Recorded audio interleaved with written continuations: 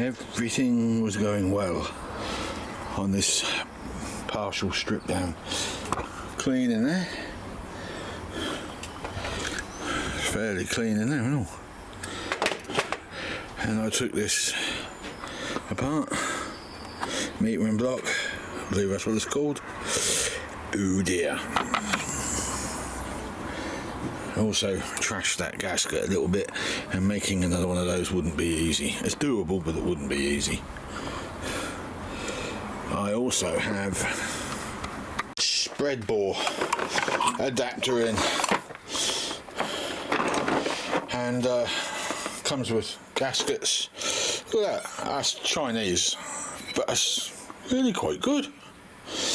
A little bit surprised, because this one is a John Wolfe, which is really nice, isn't it, until you turn it over, and then you see these indents, and that one's proud.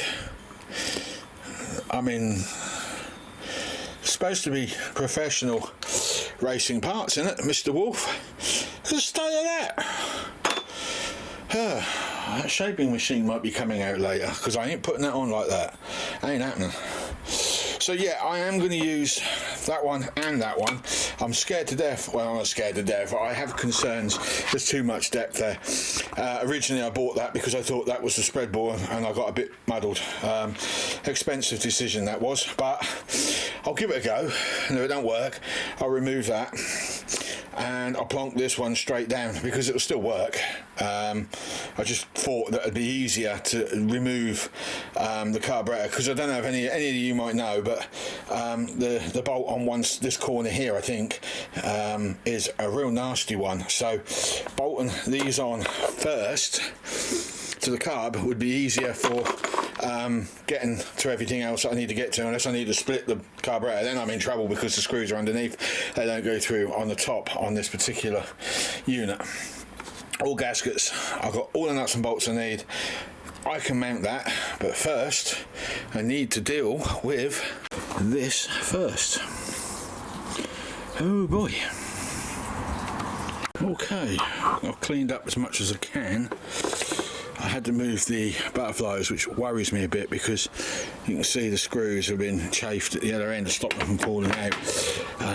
That's something I'm going to have to deal with, I'm afraid. The power valve, that still works despite the state that was in. The chamber for that's all clean. I've flushed through all the holes. The only thing I haven't removed is all this little lot here, and I haven't pulled any of this apart because I know fuel's going in. I just don't know if they'll leak. I'm taking a gamble because, truth be known, I've got lazy and I can't be arsed with it because I've just about had enough now. So I'm going to put this all back together. The gaskets are not in terribly great condition, but I can use a tiny bit of silicone just to hold that back, because we're only doing it as a trial. If this works successfully, and I won't know properly really till we put this on the road to how these secondaries are going to happen, but as long as I see them open up, I'm going to get some new jets, because I'm going to down jet it a little bit. I'm even debating about changing this for a different one as well. I found the marking, the numbers on it. I just got to work it out, get some advice and see if that needs changing or not. It probably will, probably not, I don't know. That's the problem. I don't know. So yeah, everything's nice and clean. Somebody said to me today, you need to put a whole new gasket set. Well, look, a rebuild kit for this was £40 and I only want to do it once, so I don't mind putting it on that and then taking it off after to pull it apart again, doing the job properly. I don't mind that at all. I've even managed to get the a bit more movement on that. I think that shaft is bent. It's a bit stiff. So yeah, we need to put that back together and go from there, really.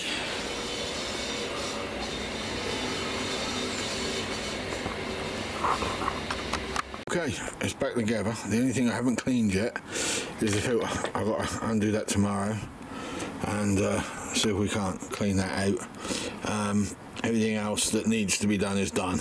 So I've got a vacuum, I can feel the vacuum working on everything. The power valve that's hidden in there, that's all nicely cleaned up and actually still works. The only thing that I'm a little concerned about is, since pulling this apart, and it was already stiff, from the beginning, but I seem to have made it worse, is when you push the secondary open, yeah, because that feels stiff. It's not closing, look. Now, it did before, but it ain't doing it now.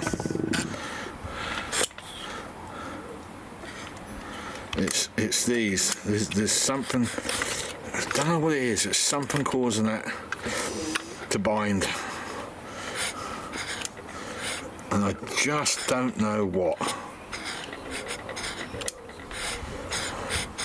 I've sanded over these edges here because they felt like they were binding. I've cleaned up the barrel a little bit inside as well. I hope you can see that. Not very well, can you? So yeah, it's just, I'm sure that's meant to be a lot looser than that.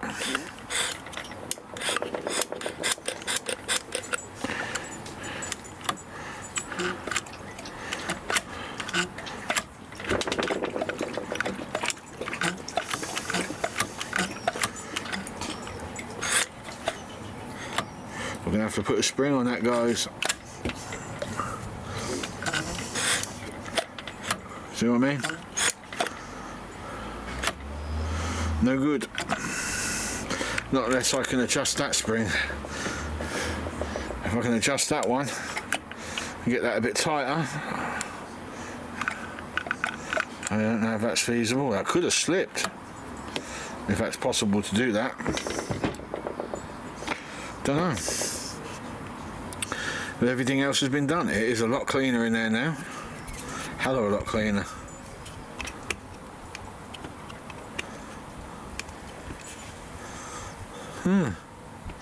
Quite pleased with it. So we'll put it on. We'll definitely put this on.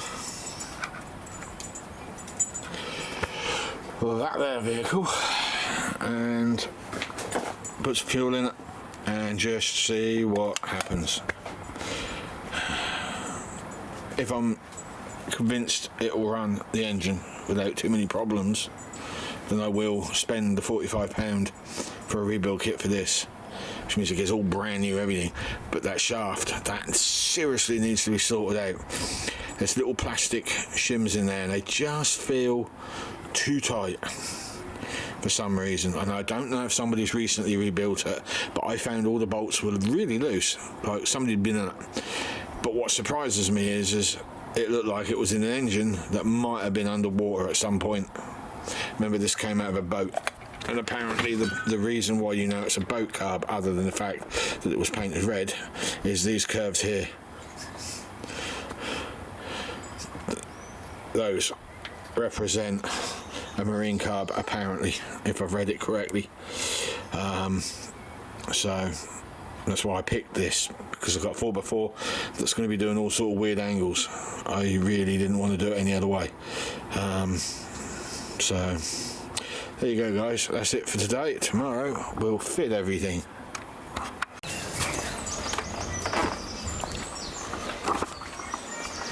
Welcome back, guys. Today is the day. The new part came in last week, and I cleaned up the carburetor yesterday and time to put it on. So yeah, I'll show you what I got. I'm a little concerned about the distance I've kind of given myself as a spacer, because I think randomly it's about 1 inch, isn't it? And I've given myself nearly 3 inches, so I'm hoping that doesn't affect the vacuums too much, and there is a reason for it. I bought the 2-inch spacer just to make my life a bit easier with the bolting points, so yeah, I can get that on and off of there very, very easily, whereas this one I cannot. If I was to change that one for a 1 inch spacer, I'd be no better off than what I am here. So no, I've got to figure this all out as yet. I don't look very strong around there, do it? But yeah, time to put her on and plumb her up. I think, after doing some reading, these suffer, apparently, with warpage. And that might be why the secondaries are a little on the stiff side. But I did free them up a bit more yesterday.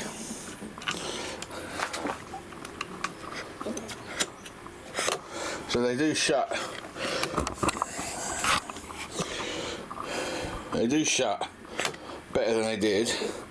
I put copper slip in there with spray, and you know, it's all in there, so hopefully it won't wash out with fuel. But we don't know that until we fill it. But I'm now thinking to myself that there is a possibility that this bugger has warped, and that is why it is playing up. I don't have any other answers, so I'm assuming that is it. Now, what I would like to do is make a plate to cover up all these screws. I'm a little concerned that everything will work its way loose, and if those screws fall out, well, devastation. You got 2 mixed screws on here as well, and I was looking at that and thinking to myself, is that going to be a problem to tune in, because I don't have a divider in the middle. So if I make that tin plate, should I not weld a thicker piece of steel that goes right through the middle so it feeds 2 separate chambers? I'm kind of wondering. I think it would run better if I did that. Now, after pulling that apart, and I'm getting a little bit more knowledgeable about these things. The power valve, I might just do a direct replacement on that.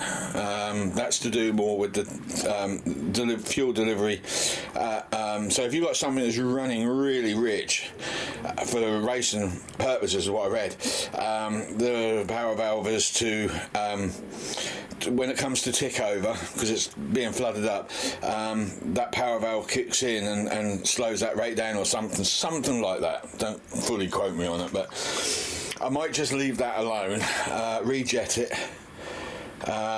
Somebody's already given me some advice on what jets to put in. I've just got to find some. I was wondering if the jets are the same on those SUs that I pulled out, wherever the hell I put them. I think they're in here. I might actually just pull one of them apart. No, I don't know where I put that. No, I don't know where I put them. Around here somewhere. I see them yesterday. So I might take the jets out of them, or one of the jets out, and just see if they are the same. You know, thread-wise, because if they are out of a 3.5, so they might work this a lot better. Possibly not. Probably better off just getting some hollies. I've been told what to get anyway, so at worst we'll just put an order in later on. Now I want to see if this runs first on this carburetor before I do anything. If it runs, I'll order a gasket kit, rebuild kit for this, and I'll completely rebuild it with new parts. And the only reason I'm holding off is I'm still not sold this is going to work, especially with that great stack. Some of you might be under the impression that I put the rat rod down again. No, I haven't. I've got everything that I listed in that video, the last one, about things that are going on, is all going to get dealt with this summer. As I said, that truck's got to be cut up. That needs to be up here, because I've got work to do on that. So this summer, my focus is on paint, window, and getting it running. And my other focus is to get that lorry gone, stripped out of what I want and gone. And my other focus is to get that camper body started for the pickup truck. That's it. I'd like to try and get a CBT in so I can ride that moped of mine. The Vegas needs a fuel system clean out, because that's looking like that's going to find itself up for sale, and I'm going to look for another motorcycle that has a shaft drive. I'll make my life a bit easier. I love that Vegas, I don't want to let it go, but that pulley is a problem, a massive problem, and I can't figure out how to convert it to shaft. Not that I think it would work anyway. So my thoughts on it are, get rid of it, find another bike that I can deal with, like a BMW Boxer engine powered, or another V-twin, something, and make myself a little chop. So that's what's going on. But my main focus is ratrod camper build. So if those two interest you, stay.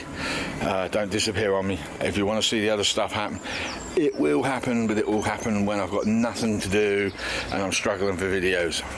Money is very tight, really tight. 40 quid for a carburetor kit, not that expensive, but we can't move forward until we've got that carburetor kit for that. Once we've got that running, let's go up top, which means the trike gets chopped up. Right, moving on. There you go, all the adapter plates are on. That was actually quite epic. There's a lot of UNF and M-threaded studs and bolts, and that was a bit annoying.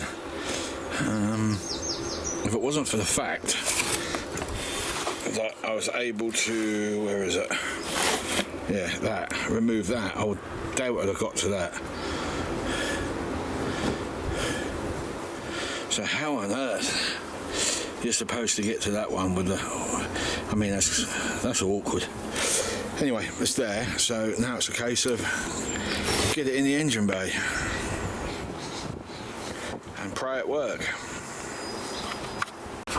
Well, I don't want to shout my mouth off at the bloke that converted that manifold, because my inexperience might be that I don't exactly know what the hell I'm doing. But that ain't fitting.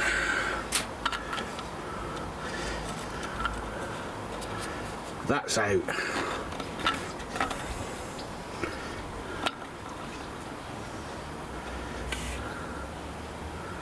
That one, they put that bolt in wrong.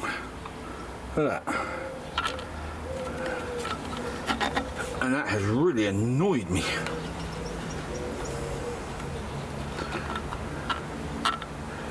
Wondering if the inside ones are a little bit better. I think I can get away with using them because I've got a selection of holes. So I'll take those studs out and I'll reinsert them on the inner holes and see if that works. But from what I can work out, yeah, those outers, not a hope in hell. I don't know if that's me not knowing what I've bought in the sense of the adapters that I've got, or if the guy that built this, who I'll be honest I'm not pleased with, has drilled them wrong.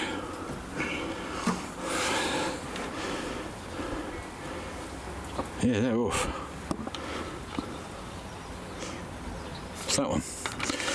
That one's off. That one's off a little, but that one's really off. Only conclusion I can come to is he's a backstreet fucking mechanic.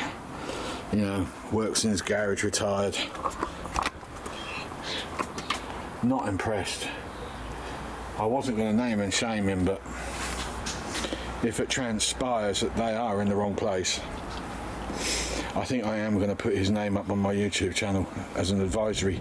Stay away from him. Bad enough that I found spags of weld inside that intake, but now I'm finding that the holes are misaligned. Two of them. I've shifted them to the inside, and what I've done is, I didn't want to do this but I had to, is the holes here, I had to drill them out just an extra millimetre in order to get this to fall on top of the gasket. Everything else is fine. This side he got it spot on, but this side I don't know what the hell he did. So I am now going to be pushing for a partial refund on this, because this is not worth the money he charged. You either do the job properly, you just don't bother doing one at all. Especially when you're charging 275 quid. That is diabolical, absolutely diabolical. I think if this works, I might look at getting an Edelbrock manifold, and I don't know, throwing this one in the bin, but I don't think it's worth looking at. I'm not sure if this is going to work. we've already got a handicap of a carburetor that's too big, and then we've given it a 3-inch lift. Not my intentions, but the John Wolfe plate at the bottom, the 2-inch one, was originally the one that was supposed to have the carb sit on it. That would have been enough, but then I found out, because I don't know what I'm doing, or didn't at that point, that I needed a spread bore plate, so I had to order that. That was 1 inch, and then to finish me off, the manifold being built wrong as well, massive handicaps all round really. So we'll just have to see what happens. So what I need to do now is I've got to attach advanced retard vacuum to that pipe down there, and I need to get that fuel line onto this pipe here, and then I need to get the crocodile clips at the back connected to the pump, because I had to lower the pump because of gravity issues. And then I suppose it's a case of turn it all on and see what happens. Don't know if I'm going to do that today, but we'll see.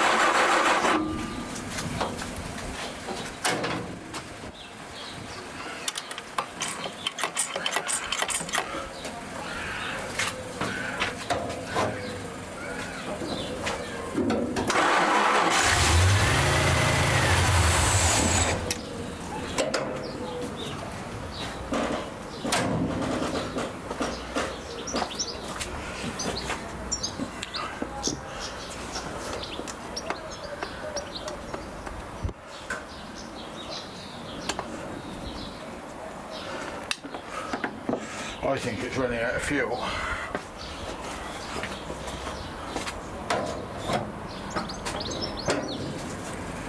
My opinion.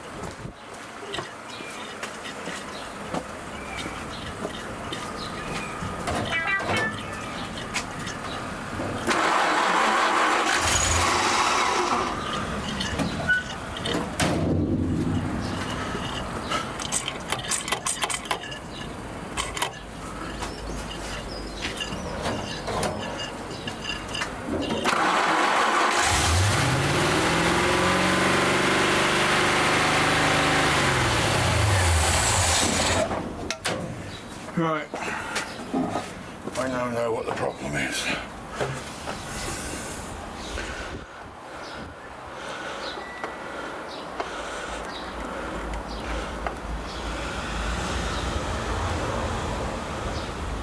Put it there.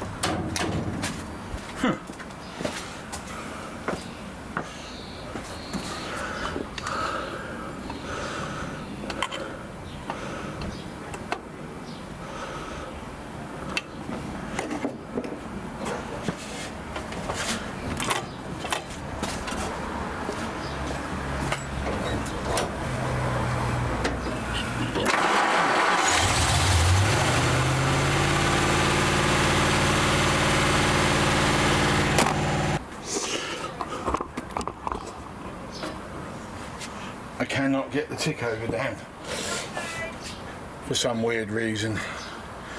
That could just be because the jets, it could be because the gasket set needs replacing, the power valve could probably do with being replaced even though it was working, but it's probably not working to its maximum efficiency.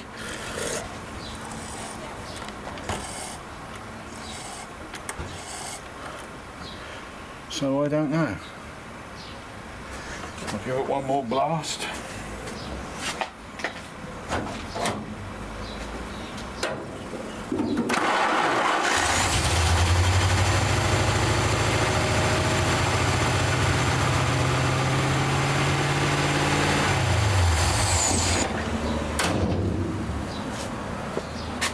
As you can hear, it ain't ticking over. I can't get it any lower than that. So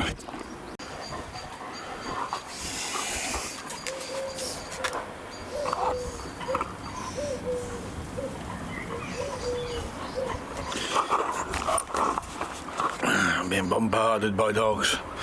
Babysitting for a week. Doggy sitting, sorry. Anyway, look, I have just had another bash at it. I think I know what's going on now. Apart from the fact that the carburetor is set up for this engine, I do need to get some new jets. I think a new pump would be in order. That's not keeping up, and also on top of that, the fuel lines are not wide enough, and there's no fuel. That helped, doesn't it? I keep running out of fuel, and I've now used what's left, and I know I've annoyed people because windows have been shut. So I've packed up now. I'm going to upload this video. I need to reset the distributor. It's pointing the wrong direction. The vacuum gauge it's not in a position where it's manoeuvrable to turn. I ain't got enough turn on that, so I need to pop that bugger out and turn it the other way, pop it back in again, and then reset all the leads. What else do I need to do? Oh, excuse me. So that's one job. I need some fuel. I need a lot of fuel because what was in there is now gone. Just on that little burn. Throttle cable would be handy. Yeah. So we'll see where we go. So on the next video, I will possibly address that, or I will start. I've got to have a clear up. I've got too much crap lying around. Be good sometime after these dogs are gone. I know we've got an off-roading trip coming up with some friends, and we've got the date set for the 6th and the 7th of July, so we've got that, hopefully. Already buying the food in and going in the freezer for that one. So we've got that to do. We've also got to clear some of that front because I need to get some trestles, yeah, them. I need to get some trestles from somewhere, and I need to lay a board out so as I can start making all the panels up with this camper body. So I'm going to do that in between doing that. So what do I need to do for that next? Next I need to get a new pump, and I need to get a new fuel line, and I need to get a rebuild kit, I also need to turn that distributor around, so first things first, turn the distributor around, put some more fuel in it, give it another bash, see where we go. Do that on the next video. Once we've done that, we'll then turn our attention to the front and we'll get that started. I just want to make the metal frame up in the first video and then upload, and then the second video regarding that will be cladding that there frame and painting it all up. That will be uploaded, and then the third one will be the walls, and then that will get uploaded, and then the walls will be joined to the frame, and then that will be uploaded, and in between all of that we'll be getting this one sorted out, so we'll get this rubbish cleared, get the trike car up, get the car to the top, and that's what we're doing this summer. See you later.